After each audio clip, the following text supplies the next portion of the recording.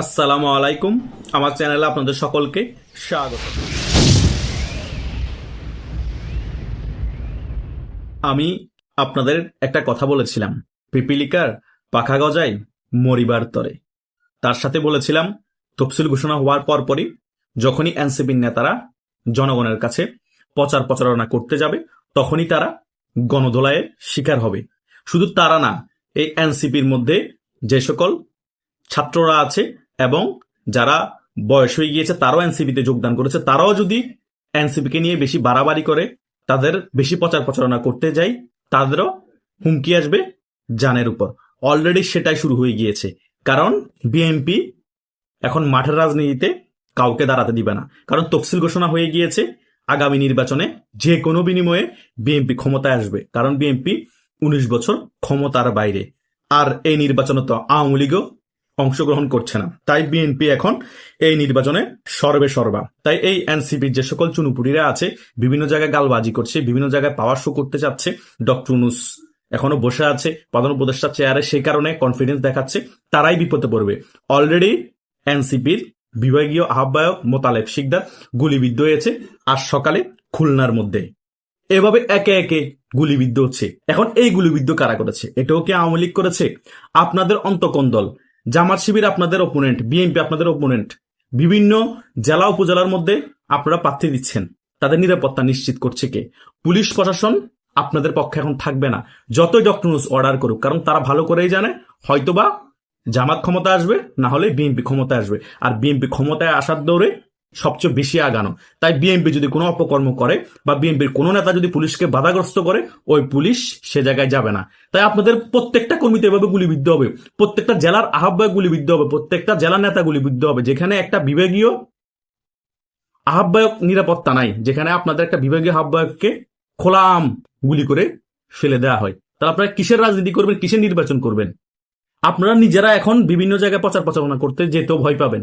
কারণ আপনাদের একজন শুরু হয়ে গিয়েছে গুলিবিদ্ধ হওয়া। কারণ বাংলাদেশের জনগণ আপনাদের উপর প্যাড আপ, বাংলাদেশের যত রাজনৈতিক দল আছে তারাও প্যাড আপ, আর আওয়ামী লীগ তো আছেই সুযোগের সদ্ব্যবহার করে দেওয়ার জন্য। তাই আপনাদেরকে যদি গুলিবিদ্ধ না করে, আপনাদেরকে গণধোলাই দিবে। তাই এনসিপির যে টোকাই পাটনা নাহিদ আছে, সার্ভিস আলম আছে, এই মলম হাসনাদ আছে, তারা যদি বাইরে পড়ে যায় আমি অবাক হব না। সেটার জন্য ইন্ডিয়াও প্ল্যানিং করা লাগবে না, সেটার জন্য আওয়ামী লীগও প্ল্যানিং করা লাগবে না। বিএনপি প্ল্যানিং করে এভাবে শোয়াই দিবে, যেভাবে মোতালেব শিকদারকে শোয়াই দিচ্ছে এই বিভাগীয় আহ্বায়ক খুলনার। এটাই রিয়েলিটি। এটা আমি আরো 2 মাস আগেও বলেছি। এখন আস্তে আস্তে সকল কিছু আপনাদের চোখের সামনে আসছে। যেখানে একটা বিভাগীয় আহ্বায়কের নিরাপত্তা নাই, যেখানে ইনকিলাব মঞ্চের হাদির মতো সাউয়া হাদির নিরাপত্তা নাই, সেখানে বাংলাদেশের জনগণের কিভাবে নিরাপত্তা আছে? বাংলাদেশের জনগণ এই পরিস্থিতি কিভাবে নির্বাচনে ভোট দিতে যাইবে বলেন আপনারা? যাওয়ার কোনো পরিস্থিতি আছে?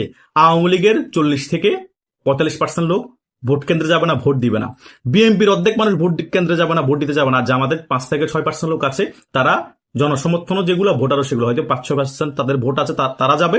আর বিএনপির অর্ধেক 10% বা 15% ভোট দিতে যাবে। 15-20% ভোট দিয়ে একটা সরকার গঠন হয়ে যাবে? এটা কোনো নির্বাচন হবে? আর ওই 10-15% লোকও ভোট দিতে যায় কিনা সন্দেহ আছে, যখন মারামারি পিটাপিটি শুরু হয়ে যাবে। এখনো তো নির্বাচন আরো দেরি আছে, কাছাকাছি আসা নাই, তারপরও এভাবে গুলিবিদ্ধ হচ্ছে বা উচ্চ পর্যায়ের নেতারা বিভিন্ন রাজনৈতিক দলের। এইরকম পরিস্থিতিতে বাংলাদেশ কোনো নির্বাচন হতে পারে না। আর আওয়ামী লীগ ছাড়া তো বাংলাদেশের নির্বাচনের প্রশ্নই উঠে না। এখন যে নির্বাচনটা সরকার দিতে যাচ্ছে সেটা হচ্ছে জাস্ট আই ওয়াশের নির্বাচন, একটা ফর্মালিটি মেনটেন করছে বিএনপির হাতে ক্ষমতা তুলে দেওয়ার জন্য। আর তা না হলে মেট্রিকুলাস ডিজাইন করে রেখেছে সিস্টেমেটিক ভাবে জামাতের হাতে ক্ষমতা তুলে দেওয়ার জন্য। দুটো থেকে তো একটা, হয়তো বিএনপি না হলে জামাত মেট্রিকুলাস ডিজাইন করলে ভোট বিএনপি বেশি পেলেও জামাতকে সিস্টেমে ক্ষমতা তুলে দিবে। আর তা না হলে বিএনপি জোর জবস্তি করে প্রভাব খাটিয়ে বিএনপি আবার ক্ষমতায় চলে আসবে। 2001 সালে মতো অনেক বছর পরে, 19 বছর পরে ক্ষমতায় আসবে।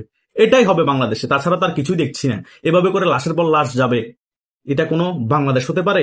বাংলাদেশের সংবাদ মাধ্যম কোনোভাবেই সেভ না, বাংলাদেশের মধ্যে সাধারণ নাগরিক সেভ না, বাংলাদেশের মধ্যে মুক্তিযুদ্ধের সপক্ষে শক্তি কেউ সেভ না, বাংলাদেশে টকশোর মধ্যে কোনো লোক সেভ না।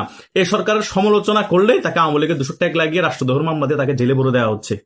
আনিস আলমগীরের মতো লোককে হাদি হত্যা মামলায় জেলে ঢুকিয়ে দেওয়া হয়েছে। কোথায় কি, কোথার সাথে কি কানেকশন করে আনিস আলমগীরকে ঢুকিয়ে দেওয়া হয়েছে?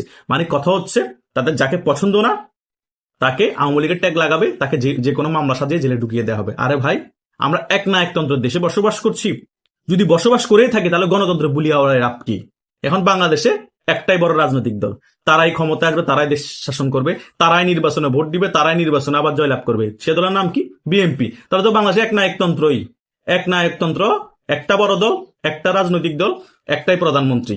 কথা বুঝেন না? এটাই তো ধরা হবে। কারণ বাংলাদেশে যদি 40% বিএনপির ভোট থাকে, আওয়ামী লীগেরও 45% ভোট, মানে নেক টু নেক, তাহলে আওয়ামী লীগ নির্বাচন অংশগ্রহণ না করা মানে এক না একতন্ত্রই তো বাংলাদেশে।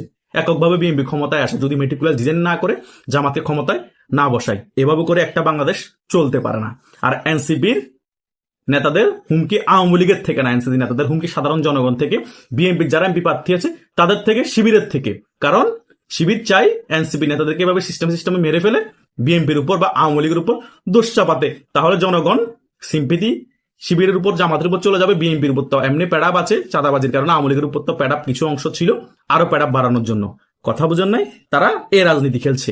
তাই এনসিপিদের যারা প্রার্থী আছে, যারা এনসিপি বিভাগীয় নেতা আছে, তাদেরকে খুবই হুঁশিয়ার হয়ে চলাফেরা করতে হবে। তাদেরকে হুদেই মেরে ফেলা হবে, হুদেই গুলি করা হবে, কারণ নির্বাচনের মাঠ গরম করার জন্য। আর তা না হলে জামাতের যে একটা এজেন্ডা আছে নির্বাচন না হোক, সেটা বাস্তবায়ন করার জন্য। তাই আপনারা যদি কোনো অপকর্ম নাও করেন, এনসিপি নেতারা কারোর সাথে কোনো কাউন্টারও না নেন, যারা নিরীহ আছে তাদেরকে মেরে মাঠ গরম করা হবে, বিএনপির উপর দোষ চাপানো হবে এবং আওয়ামী লীগের উপর দোষ চাপানোর চেষ্টা করা হবে। হয়তোবা কিছু কিছু জায়গায় বিএনপির লোকেরাও মেরে ফেলতে পারে নির্বাচনের কম্পিটিশনের কারণে। কারণ যখন আপনারা নির্বাচন প্রচার করতে যাবেন, বিএনপি যে অপোনেন্ট প্রার্থী আছে তার সম্পর্কে বিভিন্ন অপকর্মের কথা আপনারা তুলে ধরবেন, তখন বিএনপির প্রার্থী পেড়া হবে। সে জানে তাকে মেরে ফেললো বা তাকে মাল গুলি করলো কোনো কিছুই হবে না, কারণ তার বেশি কর্মী কম। আর বিএনপি আগামীতে ক্ষমতায় আসছে, কি বাল্টা ফেলবে এনসিপি? বিএনপি কিছুই করতে পারবে না। তাই ইজিলি তার ভয়টা সারা আসনের মধ্যে ছড়িয়ে দেওয়ার জন্য একটা নিরীহ এনসিপি নেতাকে ফায়ার করে ফেলে দিবে। এই রাজনীতিতে এনসিপি ফেসে গিয়েছে। আওয়ামী লীগেরও ক্ষোভ, আবার রাজনৈতিক মার পেয়েছে, শিবিরও মেরে ফেলতে চায়, আবার বিএনপির সাথে কাউন্টার নিতে গিয়ে নির্বাচনের মাঠের মধ্যে বিএনপির লোকও ফেলে দিবে তার প্রভাব বিস্তার করার জন্য। এভাবেই এনসিপির চারদিক থেকে এখন শকুনের নজরে আছে। কথা বুঝেন নাই? এনসিপি অনেক টাকা কামিয়েছে, অনেক গালবাজি করেছে, অনেক নেতাদেরকে অপমান করেছে। এখন তাদের রাজনীতি ফিনিশ করে বাংলাদেশ থেকে বিদেশ পালিয়ে যাওয়া অতীব জরুরি হয়ে গিয়েছে। আমি অনেক আগে তাদেরকে পরামর্শ দিয়েছিলাম যে আপনাদের দ্বারা রাজনীতি হবে না, আপনারা টাকা কামানো মেশিন, টাকা কামিয়েছেন, এখন আপনারা ফ্যামিলিকে নিয়ে সুন্দর মতো বিদেশ চলে যান, আজীবন সেখানে কাটান, আরামসে থাকেন। শেষ বয়সে এসে যদি বাংলাদেশে শান্তিতে থাকতে মন চায় তখন থাকিয়েন, মানুষ আপনাদের কথা তখন ভুলে যাবে। কিন্তু আপনারা আমার কথা রাখেন নাই। এখন পরিস্থিতি বুঝতেছেন তো, সকল কিছু ফেস করতেছেন, এখন ভোগ করার জন্য রেডি হন। বিএনপিও ছাড়বে না, জামাতও ছাড়বে না, আর আওয়ামী লীগ সুযোগ পেলে তো খেলে দিবেই। তাই আপনাদের কপাল, আপনারাই খেয়েছেন। আপনারা জীবনে ক্ষমতাও আসতে পারবেন না, এমপিও হতে পারবেন না। এটাই হচ্ছে রিয়েলিটি। শুধু মাইর খাবেন, টাকা কামিয়েছেন, এই টাকা আরামসে খেয়েও যেতে পারবেন না। আপনাদের ভাগ্যে খুব খারাপ পরিস্থিতি অপেক্ষা করছে। কে কিভাবে মরবে তার কোনো ঠিক ঠিকানা নেই। এই নির্বাচন না হলে নির্বাচন পরবর্তী সময় কিন্তু সেগুলো ফেস করতে হবে। আশা করছি সকলে সকল বিষয় বুঝতে পেরেছেন। আপনাদের যদি কোনো মতামত থাকে কমেন্ট করে জানাতে পারেন। ধন্যবাদ সকলকে।